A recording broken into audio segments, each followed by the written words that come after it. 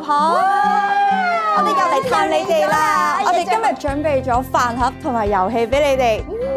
謝你少女，係啊，到你啦，有飯盒食啊！最近靚咗啊！你都好靚啊！好多謝。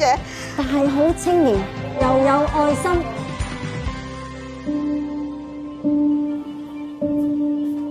婆婆想食咩飯啊？我哋一陣玩遊戲再嗌你。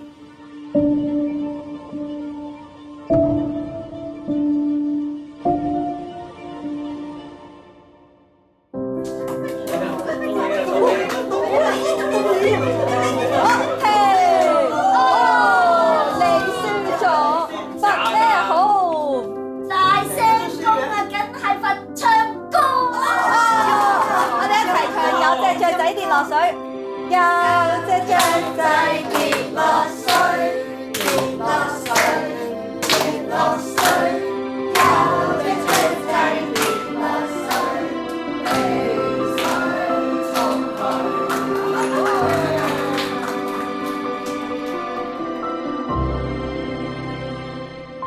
聖誕快樂！我哋今日咧會抽獎，好唔好啊？好。邊個想中獎？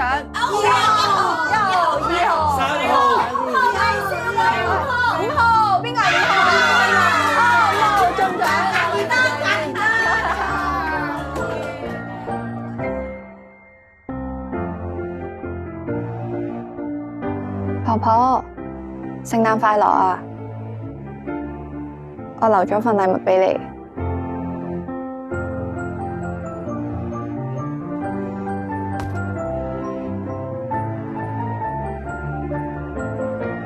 我寡母婆守住頭家，一日做3份工，養大10個仔女。我病咗之後，冇一個嚟睇我。你係我世上唯一嘅朋友。我唔只會係你唯一嘅朋友，我仲會係你嘅好朋友。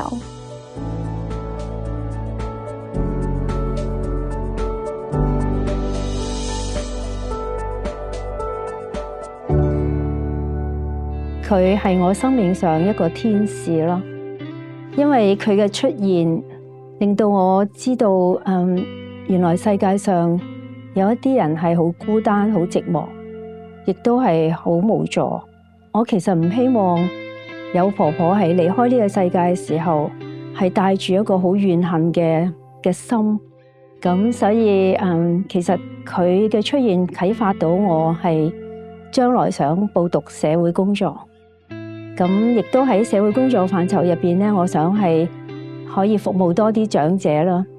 咁希望可以幫到佢哋喺離開呢個世界嘅時候咧，係能夠有尊嚴同埋開心啲離開呢個世界。咁當時我冇咩嘢可以識做嘅，唯一嘅就係我聽佢講咯，同埋陪伴佢啦。其實好少嘅事情，其實已經可以即係俾到一個人一啲安慰，就係聆聽啦，同埋個同理心啦，去感受下佢當時嗰個心情係點樣。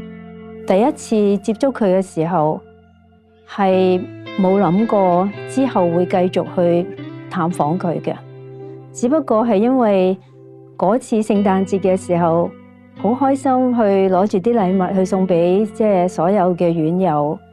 咁但係唯獨係佢一個咧係唔接受我嘅禮物。通常我哋接到人哋嘅禮物嘅時候，都應該係好開心噶嘛。咁所以令到我對佢係有啲興趣啦。咁所以一路繼續係想去接觸佢啦，睇下佢會唔會有一日會改變佢對我嘅態度。咁所以直至嗰一次佢望我嗰眼，嗰個眼神我仲真係好記得。同埋佢開口同我講嘢嘅時候咧，我係即係非常之開心咯。嗰次覺得原來我一直即係去關心佢，同埋去陪伴佢，原來真係即係有回報嘅。聽起上嚟其實都係好唔開心㗎，因為佢係即係一個寡婦啦，湊大10個仔女，咁而家到呢一個時候，佢病咗喺老人院，但係冇一個仔女嚟探佢。佢成日都懷疑話，點解佢哋一個都唔嚟睇佢咧？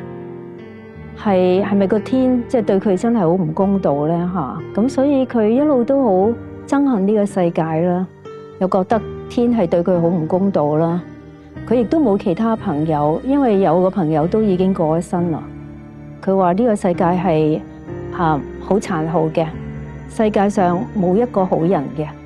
拉住我隻手，佢話我而家起碼有你一個朋友。咁當時我真係喊咗出嚟，真係好感動吓。正因如此，佢以一個榜樣作為人生方向。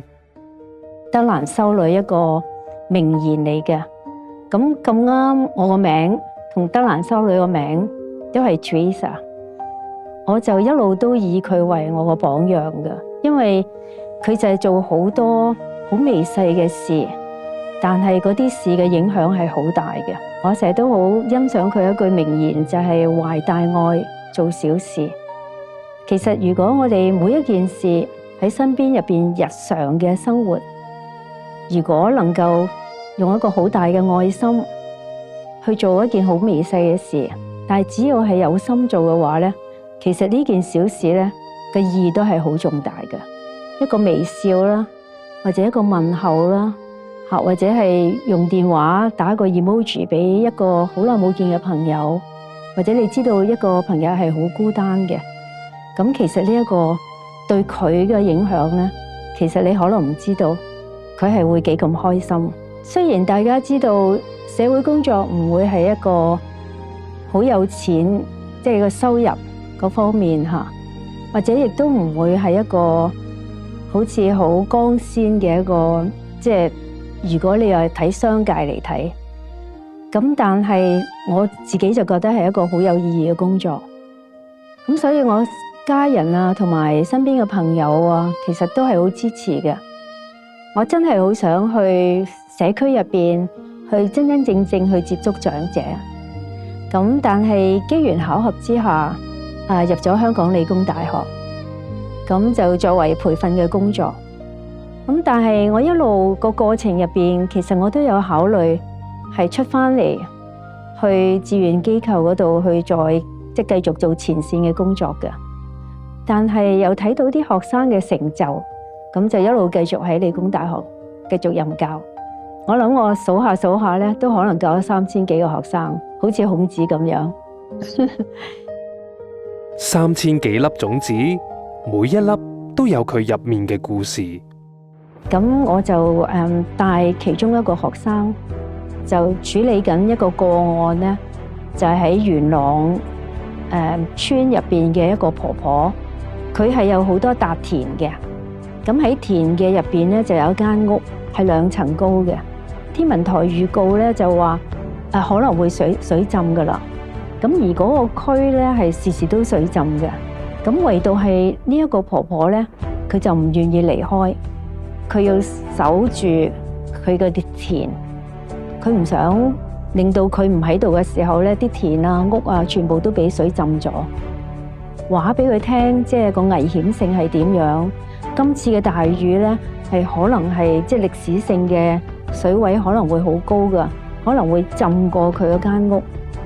咁但係婆婆都話已經有晒佢嘅方案噶啦，就係話如果水浸嘅時候咧，我就會去2樓嗰度嚇，亦都係準備好晒，即係點樣去即係防備今次呢一個水浸。因為我哋社會工作咧都係好尊重我哋一啲個案佢哋自己嘅決定嘅，即係最後我哋即係我同埋學生嘅決定咧，都係尊重婆婆嘅意願。已經部署晒所有嘅方案，令到婆婆就算係水浸嘅時候咧，都係安全嘅。個挑戰就係或者有一個例子咧，就係有一個婆婆佢喺個院入邊嘅一個個案。咁我學生係喺呢一間院入邊做緊社工嘅。咁個婆婆成日都係好唔開心啦，做定晒所有嘅即係善後嘅安排，將佢心愛嘅禮物送晒俾其他嘅院友，同埋亦都係買定咗一套衫俾自己嚇，即係準備自己嘅後事。咁我學生佢亦都係好醒覺，佢可能會係有自殺嘅傾向嘅。佢真係有一次睇唔到嘅時候咧，佢真係嘗試自殺。咁但係好彩咧，就係可以救得返。自殺咗一次之後咧，好可能會係第二次再出現嘅。好唔好彩嘅咧，就係真係出現咗，佢第二次再自殺，而我學生係放咗假。咁所以令到我學生係好自救咯，就係因為佢可能睇得唔緊，所以呢個婆婆又自殺成功咗咯。咁佢一路都好唔開心吓，咁係真係需要尋求一啲專業嘅輔導，去幫佢自己解開呢個心魔。所以有時我哋做社工嘅，尤其是係做長者嘅，係好唔開心嘅，就係見到婆婆離世啦，或者公公離世啦。但係更加唔開心嘅，就係因為如果係自殺而離開嘅，就算唔係你嘅錯，但係有時社工都會有呢一個咁嘅感覺，就係可能自己做得唔夠。蓮子沉喺淤泥最深嘅地方，正如呢個學生嘅內疚沉喺心底最深嘅角落。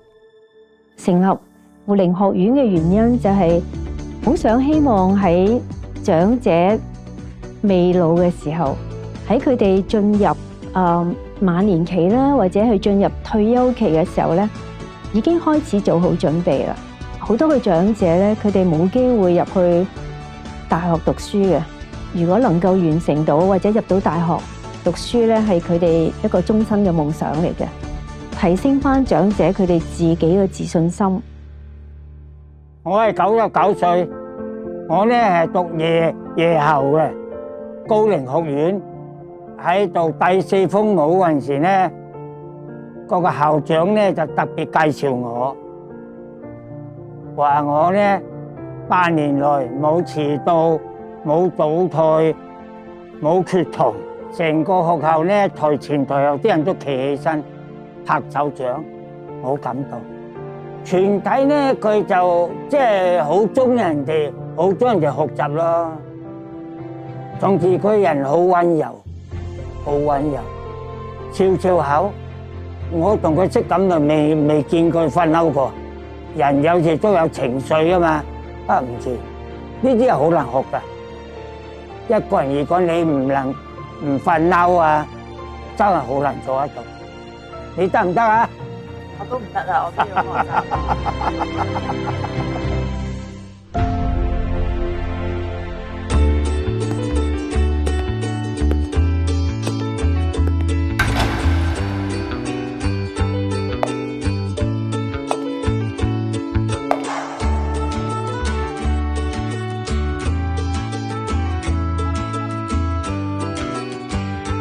各位老友記，大家好啊！好。恭祝大家聖誕快樂！今日咧好開心，可以嚟同大家一齊慶祝聖誕節。其實我今日嚟到呢一度咧，都有少少感觸嘅，因為喺幾十年前，當我仲係一個中學生嘅時候咧，我已經嚟過呢度一次噶啦。當時咧我都係做義工嘅，咁我只能夠咧就陪伴一位婆婆。咁啊，聽佢講下古仔啊，同埋咧同佢分享下我自己嘅事啊。但係今日我嚟到咧，又好唔同咯。其實咧，我覺得大家咧非常之健康，又精靈，又有活力。所以咧，今日我好想邀請大家咧一齊同我去做義工，令到我哋嘅人生咧係更加有意義，仲可以繼續貢獻社會，好唔好啊？好。我哋而家唔係孤單嘅老人，我哋係義工。好嘢，好嘢，好嘢！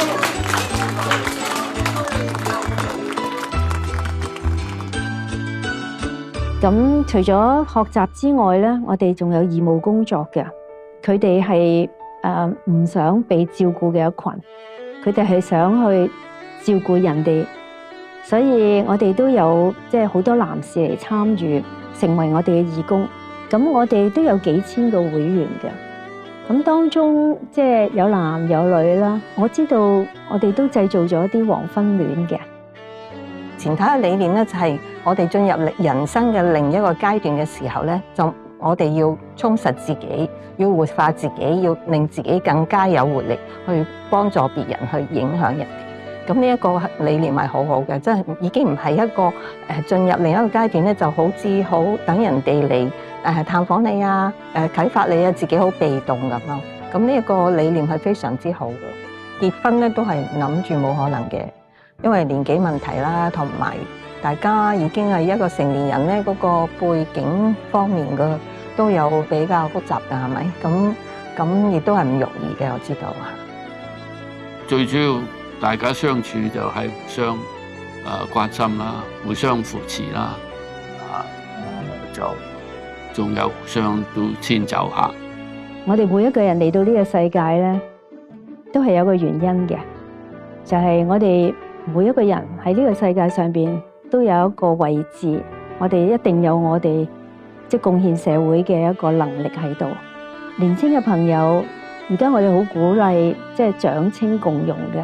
希望佢哋都能夠有時間去了解下長者啦，了解佢自己身邊嘅祖父母啦，或者係鄰居嘅婆婆啊，有機會可以了解佢哋多啲，因為其實佢哋人生嘅經驗真係好豐富嘅，所以能夠多啲同佢哋傾偈嘅話咧，其實係可以走一啲捷徑啊，就係避免咗重複走一啲冤枉嘅路，懷大愛做小事。其實我哋人唔需要做一啲好轟轟烈烈嘅大事先至叫成功嘅。